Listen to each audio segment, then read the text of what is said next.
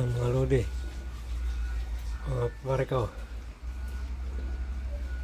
ayos na, kabit ang tangke, puwan.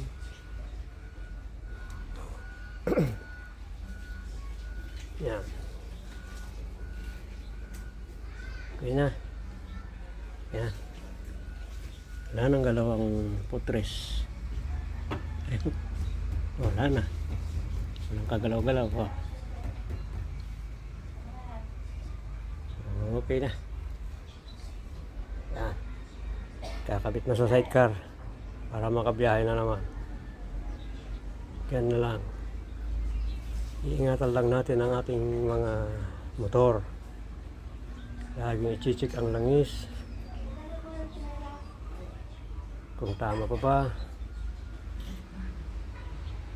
Huwag pababayaan ang langis. Yan lang ang may papayo ko sa inyo. Maraming salamat. Ako nga pala si Pugo,